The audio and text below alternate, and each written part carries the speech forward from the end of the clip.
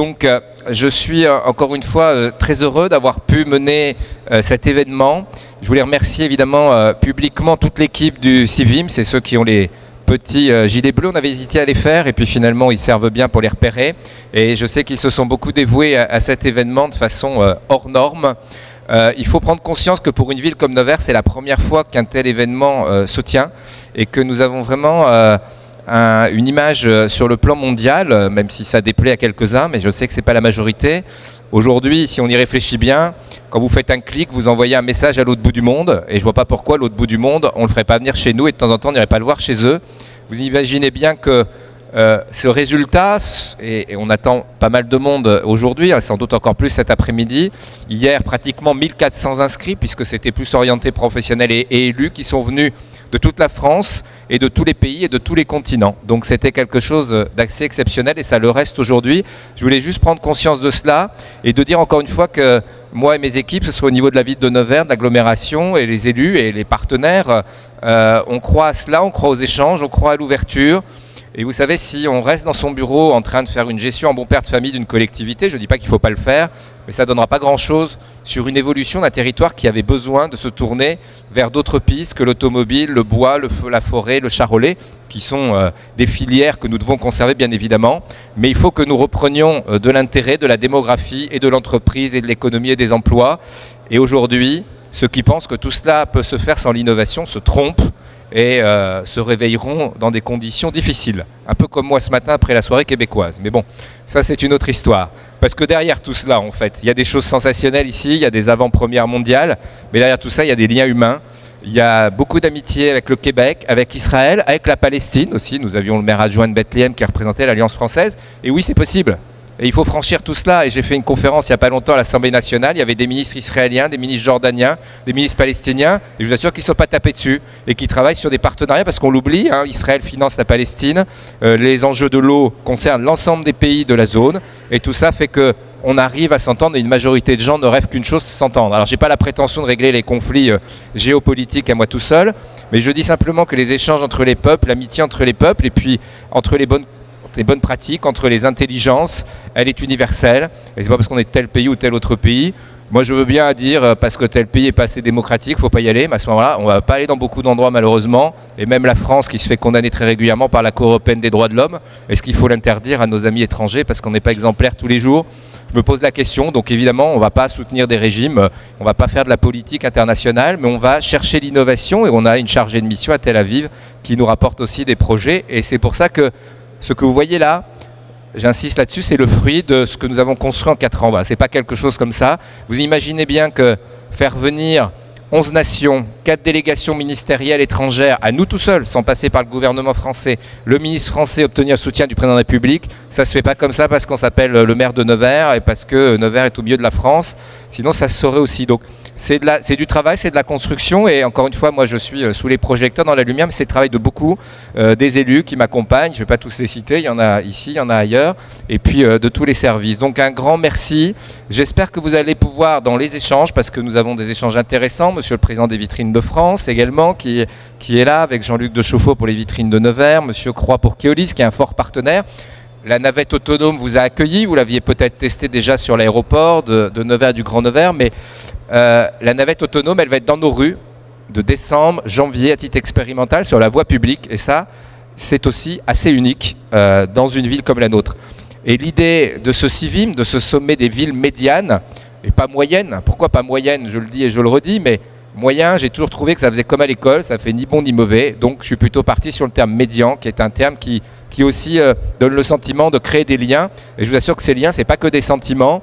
Quand j'ai vu les échanges avec tous nos amis étrangers, quand le Portugal est venu visiter notre incubateur il y a 1 mois et demi en nous disant on veut travailler avec vous, et quand on voit ce qu'ils font, parce qu'ils sont aussi très bons dans d'autres domaines, et bien on a signé un certain nombre de conventions entre villes, mais aussi avec le gouvernement de la Côte d'Ivoire. C'est-à-dire que Nevers a signé avec le gouvernement, pas avec une ville, avec le gouvernement de la Côte d'Ivoire, qui veut que Nevers aille aider ces villes en Afrique, et ça correspond aussi à une politique de soutien que souhaite le gouvernement français. Donc tout ça fait que Nevers, raisonnablement, mais accroît son rayonnement. C'était au-delà de tous nos projets, notre enjeu, que nous retrouvions une place de capitale départementale d'une ville qui puisse compter, sans être dans la démesure. Eh bien, nous le faisons aujourd'hui par l'innovation, mais nous le faisons dans beaucoup de domaines parce que l'innovation, elle est partout, elle va être dans nos vies, dans tous nos métiers. Et c'est ce que vous pourrez découvrir au travers de ces démonstrateurs qui sont là, au travers des interventions, des conférences. Je me réjouis du nombre d'intelligences qui sont là. Et je ne dis pas que la panacée est dans l'intelligence artificielle, mais pour faire un petit jeu de mots, je me dis que parfois, il vaut mieux un peu d'intelligence artificielle que des gens artificiellement intelligents. Et c'est pas ça qui manque parfois. Donc voilà, c'est ce que veut faire Nevers en tout cas, et démontrer qu'on peut avoir une place. Je pense qu'on a réussi le pari, on va voir si le public répond présent, mais vous êtes déjà un certain nombre, comme disent les Québécois, de bon matin. Et on attend effectivement la population pour dire quoi? Et j'en conclurai ainsi. Pour dire que l'innovation, ce n'est pas réservé aux spécialistes. Il y en a d'entre vous qui sont des, comme on dit, des geeks ou des spécialistes du digital, mais il y a aussi des tas de gens qui découvrent des choses. Et le digital, aujourd'hui, il est dans nos vies. Aujourd'hui, qui pourrait se passer d'un téléphone portable, qui pourrait se passer d'échanges sur les réseaux, même s'il faut que ça soit raisonné, parce que les élus, nous on sait, on en fait souvent les frais, hein, mais bon, ça c'est une autre histoire. Il faut aussi maîtriser les usages.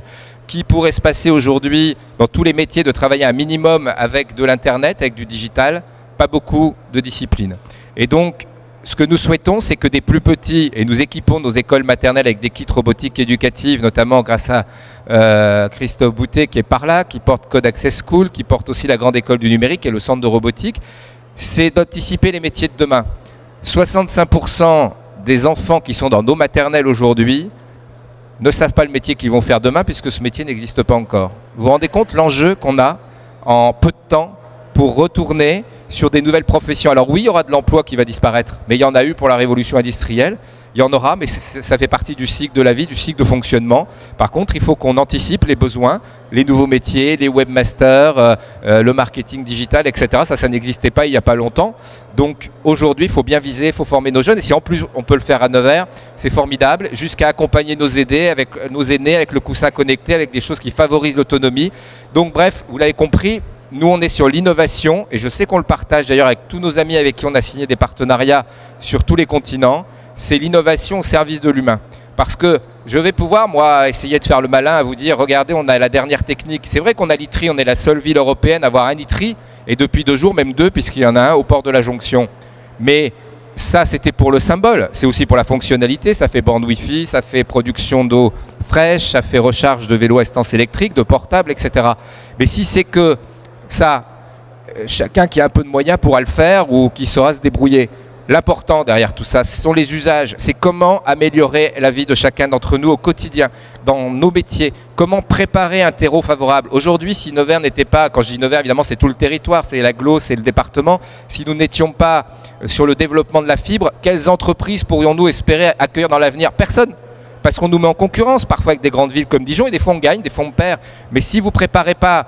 Vous savez, on reproche aux élus, il y a une entreprise qui ferme, c'est scandaleux, vous n'avez rien fait. Moi, je ne suis pas je suis pas directeur de Pôle emploi, je ne suis pas là pour recruter tout le monde. Quand je peux donner des coups de pouce, je le fais volontiers. Quand on a des besoins, on recrute à la ville, à l'agglo, mais ce n'est pas notre vocation première. Mais notre vocation première d'élu, c'est de préparer un terreau favorable. C'est de dire qu'à Nevers, on peut vivre, on peut travailler, on peut exister, on peut se développer, on peut rencontrer à moins de 2 heures de Paris des bureaux. J'insiste parce qu'il y a des chefs d'entreprise parmi vous. Les bureaux de l'agglomération à Paris, boulevard Magenta, dans un hub numérique, ils sont mis gracieusement toute l'année à la disposition de qui les souhaite du territoire, des entreprises, des enseignants, des étudiants nivernais à Paris.